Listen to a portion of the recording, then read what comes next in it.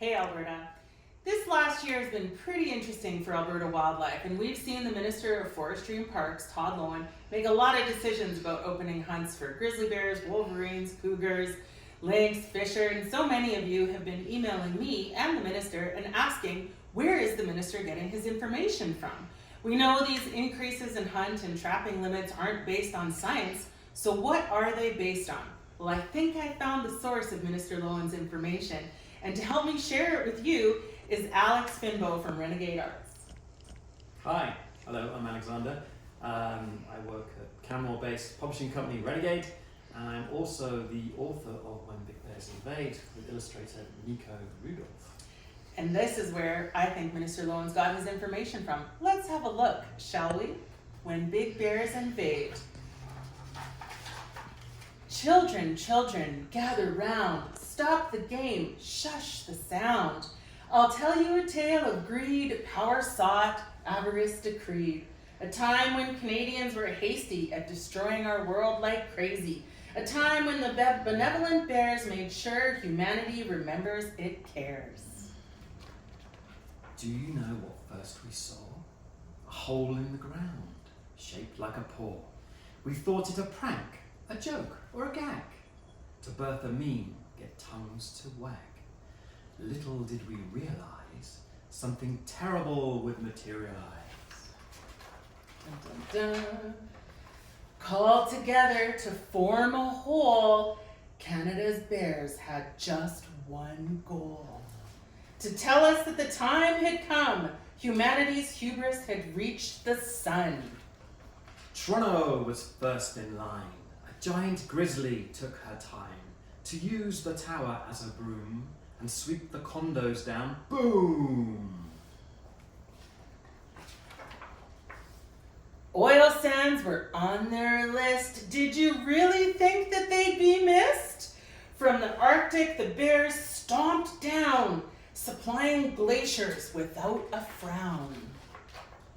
From the west, tsunami came. Spirit bears rode to fame. On a stick they ripped, completely stoked, as Vancouver sank, totally soaked. In Edmonton, they arrived with haste as a mighty hockey game took place. Their shiny arena became the puck, plowed through the city, so out of luck. Sacred buffalo guardians called awake by a Banff-Bear shaman out to take all the tourists from their land. It all kicked off just as planned. Winnipeg became the scene of the greatest match there's ever been. This frozen city is their sheet with popsicle people beneath their feet. The polar bears think they've won. This hammer shot may spoil their fun. Black bears scream, hurry hard, sweep hard, and slip their stone right past the guard. But grand, they cried out all at once. This can't be true. We know it can't. Toronto was there last week, we thought, and high tea in Banff is so highly sought. But children, are you sure? She said. Trust your grandmother, not what you've read. The internet is full of lies. Sit down, relax, hear how a city flies. In Calgary she came at dawn, ready to sleep, content to yawn. Seeing that the city on her bed, it made her mad, her eyes turned red. Grabbing the ground with all her might, she flicked the city way out of sight. Bear cubs love to go out and play with mountain pipelines every day. Jump rope is a super fun game. No oil will pass this way again. In Montreal, a foodie win as two bears drop their fresh poutine. Fries, curds, gravy, now we know, a really delicious way to go. Our cities truly stomped to dust to sate the bears' vehement disgust. Ottawa was saved till last, the politicians were swallowed fast.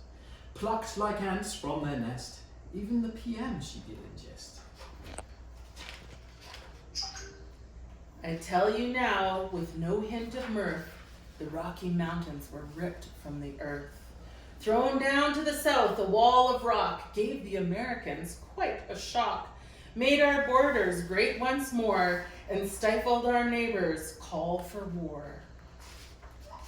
So that is how our story ends.